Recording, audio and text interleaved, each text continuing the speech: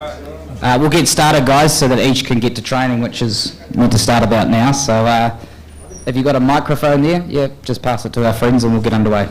Hello Sodhi, welcome to Karachi. I just wanted to ask what will be your strategy for third ODI, because it's a very crucial match for you and for Pakistan as well. So what will be your strategy for the third match? Yeah, I think firstly the pitches could be quite different to what we had in Lahore and Islamabad, especially Islamabad for the ODIs. So firstly just adapting to what they look like. Very important to look to take early wickets. I think that's where Pakistan have definitely beaten us in these games, is they've established good partnerships at the opening top of the order. Pakistan has played incredibly in the last two matches, and I think to be able to break that initial partnership is going to be very important for us as a bowling unit. I think our batting's been fantastic so far and we'll keep adapting. Cool. In the middle here. I will go to the side then. Directly. Ish, you're here obviously 2-0 down, same situation happened in the T20Is. You obviously wouldn't desire to be in this position, but what's been the mentality going into this? Is it similar to what you had in the T20s? And how have you felt the squad's been depleted given what's happening with the rest of world cricket right now? Yeah, I think looking at the T20 series, it was fantastic that we were able to make a bit of a comeback after two losses in the series. We played fantastically well, very, very inexperienced side, not only in games but especially in these conditions, and we did really well for that. We've really benefited from going game by game. I think it's very important in these parts of the world to be able to do that. The ODI is obviously slightly longer game, and so you have to be patient for longer periods of time. And in the first two games, I'd say Pakistan have done that better than us, and they've come out on the winning side. So the quicker we can adapt to these conditions, having played here earlier this year, a few of us, we can pass that information on to the younger guys that haven't played here before, and hopefully we can hit the ground running when it comes to the first ODI in Karachi tomorrow. My good friend Shahid, just behind you. Ish, do you think weather would be a worry for New Zealand? Sorry, could you say? Weather, heat? Oh, I think if you asked us that maybe 5-10 years ago, potentially, but I think a lot of us now have played in these hot conditions a lot in the past.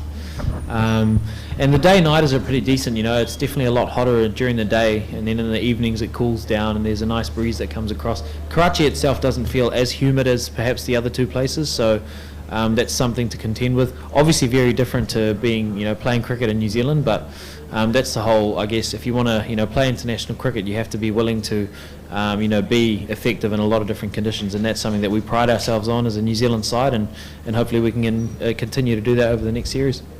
The front row. Yeah, okay. This is Zubair from Express News Karachi. I don't want to talk about the Pindi wicket, but definitely you are now in Karachi, so I would like to ask you about the wicket of Karachi, because most of the time Karachi wicket play a different role. So did you get the chance to read the wicket, and do you think that the weather conditions will be suitable for you guys? Thank you. Yeah, I think we played here 2 or 3 months ago, but I think during that time it was a different climate. I know a few of the Pakistani players were saying that it used to be a little bit wet during winter, and so when there was a bit of moisture it probably held on the wicket slightly more, and you got a bit of purchase as a spin bowler. But I think having a look at it yesterday, it looks quite dry. Generally when you see that white sheen on the wicket, it's quite low. But I think it's important not to have too many preconceived ideas before you go in and see the wicket, and you really have to take that time to assess. And fortunately in one-day cricket you've got a little bit of time up your sleeve to have a look at how the wicket is playing and then make your plans for the rest of the game there. So assuming what happens with the toss, I think it's important to make those adaptations quite early on. Sodhi, Hiram. Mr. Saklam Mushtaq was the Pakistan chief coach a few months ago, and he is now in the New Zealand dressing room. He has a lot of inside information from Pakistan team.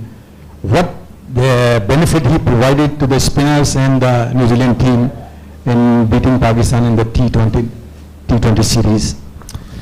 Yeah, look, Saklan Mushtaq to have spin bowling mind like him in our dressing room, especially from a Western perspective where we haven't really had access to guys that are have played in these conditions for years and years and years on end. I mean, Suqlain Mushtaq, the inventor of the Dusra, one of the greatest spin bowlers that's played the game. He's of great benefit to us in our spin bowling unit. I know myself and the other two bowlers that have bowled spin in this tour, Cole and Rachin, have really benefited from work with him. His name is now Guruji. We don't call him Mushi, we don't call him Saki, we call him Guruji. That's why. Yep, over here, then we'll go to last three. Hi, Ish, over here. Oh, yep. Yeah, sorry. So I wanted to ask about Fakhar Zaman. How difficult has it been for you guys to tackle him, because 2 centuries in a row, winning the games twice. So what kind of challenges has he posed to your team, and what is the plan against him, or what kind of approach do you guys are you guys going to make in the next 3 games? Yeah, look, Fakhar has played incredibly well. I think our bowling unit has, been really good in terms of coming together and trying to formulate plans against Fakhar. The last 2 games he's just played exceptionally well, and taken a couple of the games away from us, and that's been pretty amazing to watch. He's at the top of his game. He's done really well.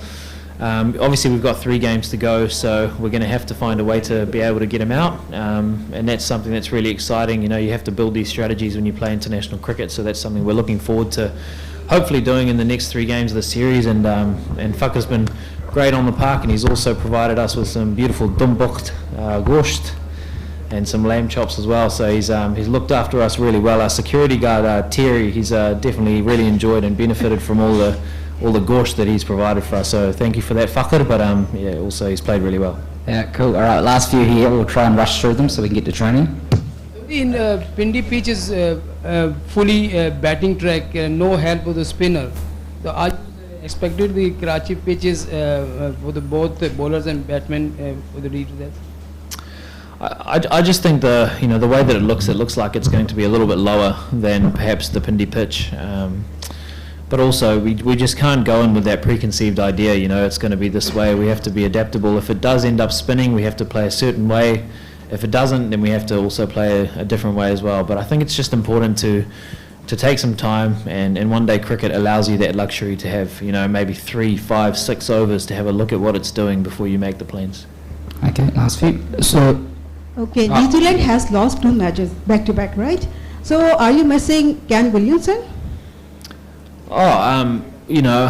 If Kane was around, you'd be silly not to want Kane Williamson in your team. I think, not just the New Zealand team, but every team in the world would want a guy like Kane Williamson in their team. And, unfortunately he's injured, and, he's really fortunate to be playing in the IPL.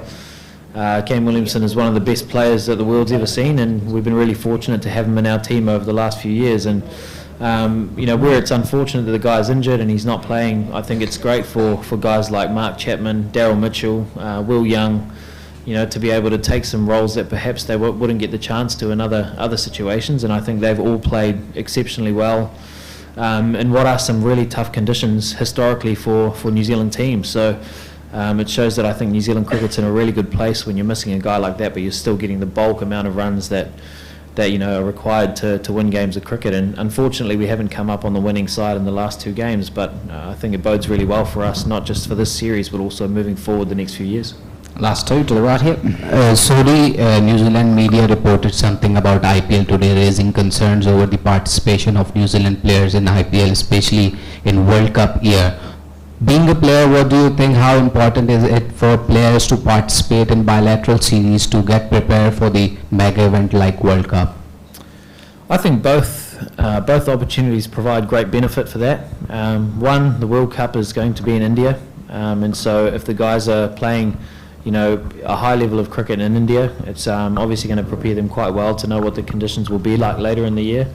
And I think equally it's a great chance for other guys to be able to put their name up, one for selection, but also get ready if they get the opportunity to be in the squad later in the year, to be playing in the subcontinent as well. I mean, it's very rare that as a New Zealand side you get 23, 24, 25 players all playing in the subcontinent at once, and that can only be beneficial for our cricket as a whole. And I think in a World Cup year we're really fortunate to be able to do that. Final question here. Fayaz from Bowl News. In last match, your bowling was not up to the mark. You gave 79 runs at all, and it is the maximum runs at in that match. So do you think that the next 3 matches will be the most powerful bowler in you inside and your New Zealand sides? Oh, look, I'm an international leg spin bowler. You know, at times the batters can get the best of you, and other days it's your day as well. So, you know, you almost have to sit back and park it now, move on. It's a new 3-game, you know, stretch that we've got here in Karachi. Like I said, pakvsNZ played incredibly well, took great risks against our spinners, and it paid off for him. And so he ended up on the winning side. You know, hopefully over the next few games we can make some adjustments and be better for it. Thanks everyone. Thanks very much, Ish. Cool. Thank you. Cheers guys. Thank you.